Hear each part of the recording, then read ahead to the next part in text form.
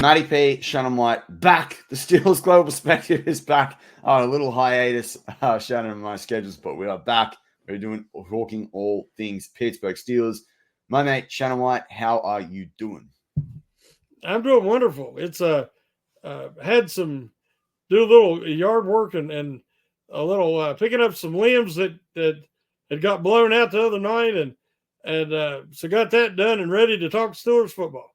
Love it. Well, on today's show, we'll be talking about offense, and we'll be talking about offense from a playmaker perspective.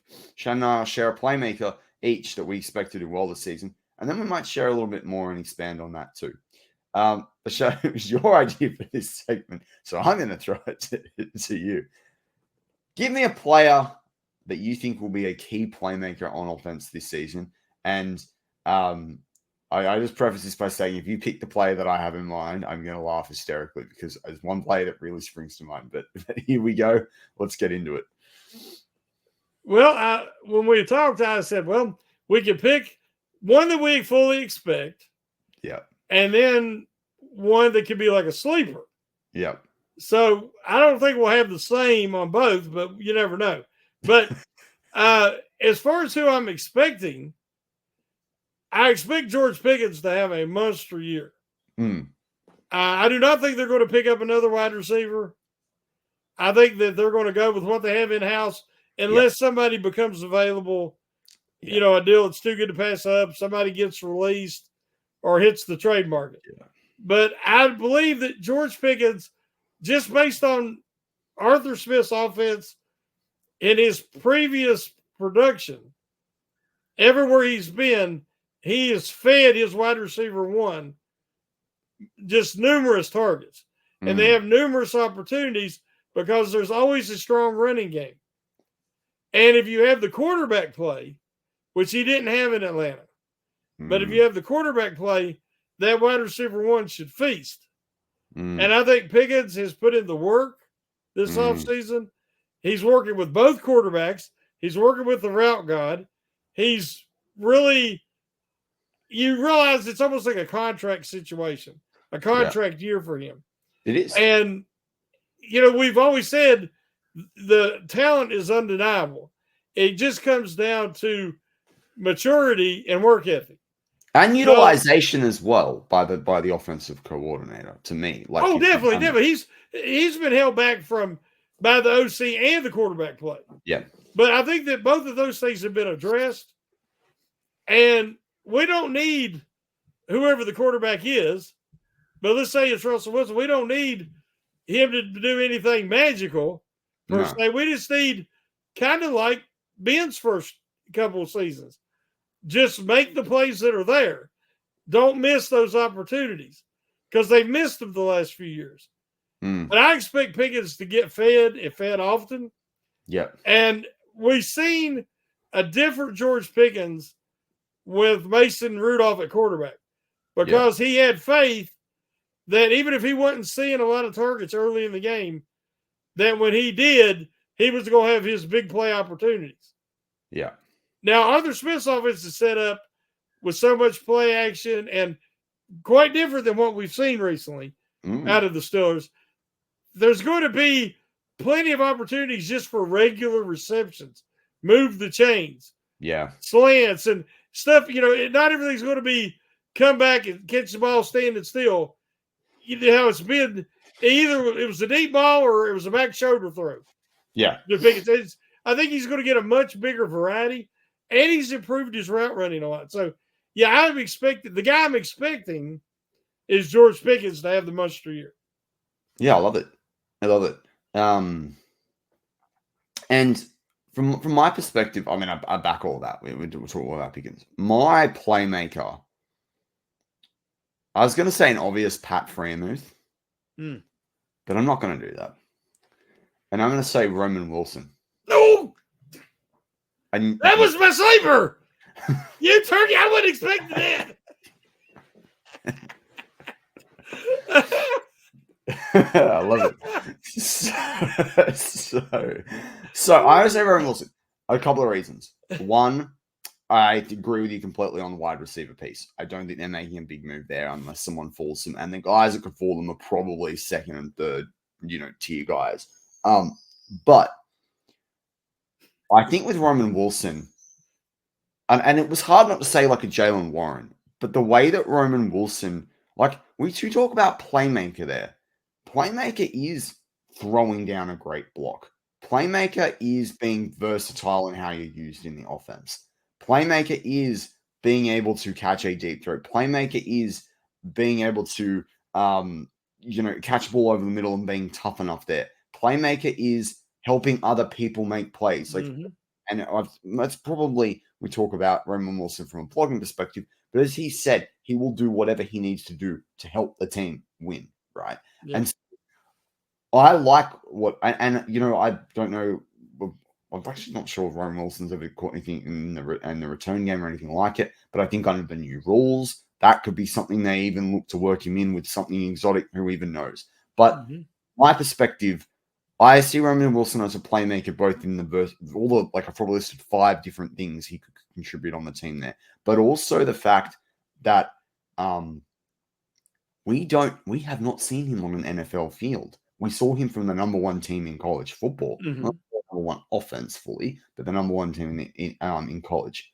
And I think this guy comes in with a mentality and a robustness in the way that Michigan have their program, that he's one of the most prime ready guys with the NFL. He's not the Roma Dunze, he's not the Malik Neighbors, he's not the Marvin Harrison, in terms of just that pure wide receiver. But I think in terms of the mentality, the professionalism, the toughness, the grit, I think to me, it's playmaker when people come in with a certain expectation of you and you also go above that expectation, right? Like he will make, like the pure definition of being a playmaker, like it won't just be a big splash play, that he will make plays that help the team win. So that's my methodology of, I guess, of an assessment of why I think Roman Wilson will be a playmaker this year for this team.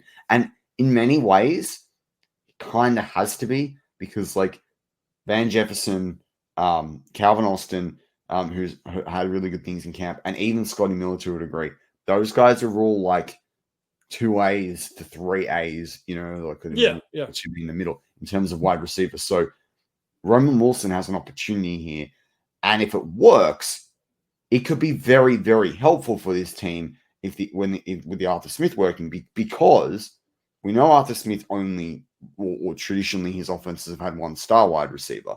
But if you're going to go pay Pickens and you're going to go pay a quarterback, and they're going to have to pay either Russell Wilson or they're going to have to give a bit of money to Fields, the ability to have a cheap wide receiver too going into their second year next year and having another 3 years on that could be integral in terms of how this offense performs over the next 2 years. So that to me is why Roman Wilson, it's not just that he could be a playmaker. We really need him to be a playmaker.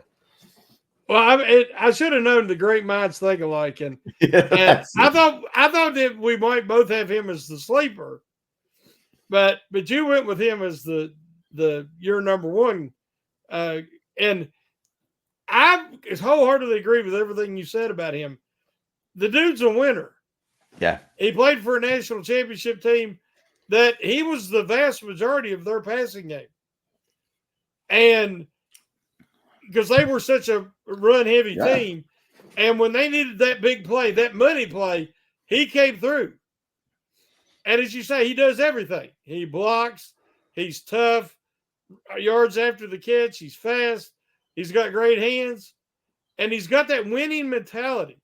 And that's why that he was my sleeper, because I know that people ain't necessarily expecting a lot, but some guys, man, when they get on that field, they just make plays.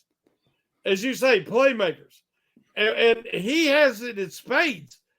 I mean, he was playing their schedule, and in that conference, and then in the playoffs, he was going up against the NFL level talent already.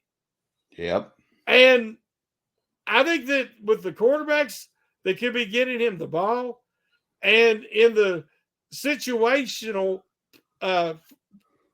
opportunities based on there could be a lot. I'm thinking of 3rd and short, to where that's going to open up the whole playbook, and then you're going to be able to dictate to the defense based on, like, if they're going to do this, we're going to do that. It ain't going to be reactionary. Like Yeah. they would walk. So many times they'd walk up to the line. It was 3rd and 8 or 3rd and 10, and they put you in a terrible position, and it limits what you could call. I just think that you're going to see Roman Wilson thrive in that environment, and I just love the kid's mojo. I mean, he wants the ball. The great ones always want the ball. They don't shy away from the ones. Oh God, don't throw it to me, or or don't like in that movie Waterboy. That guy was like, oh no, don't kick it to me, don't kick it to me. Yeah, that's not who Roman Wilson is. Yeah. So yeah, he was my sleeper.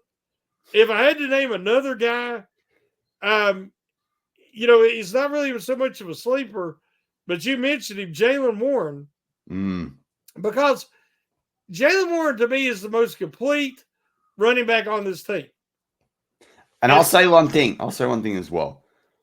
You and I are recording this right now, and it will come out while you and I are recording it, or just after we finish recording our shows for this week. But there will be a video coming out on the channel about Jaylen Warren, which if you missed that, you can go back and watch it. The video will explain why Jaylen Warren is actually one of the best UDFA running backs in NFL history. So if anyone's missed that as you're listening to this live right now, or you can go back, you'll find it on the channel. Will be in the last 24 hours as this show goes live. But we detail it, and we'd love your thoughts on that. I'll let Shannon keep talking about Jaylen Warren. Well, see, that's great because that way you're giving him more. You're breaking it down, giving a more detailed explanation of what we're talking about. If you watch Jaylen Warren, and I wholeheartedly agree with that statement, the man should have been drafted, no doubt. But he's so tough. The way his low center of gravity, his power, but the guy blocks like a demon.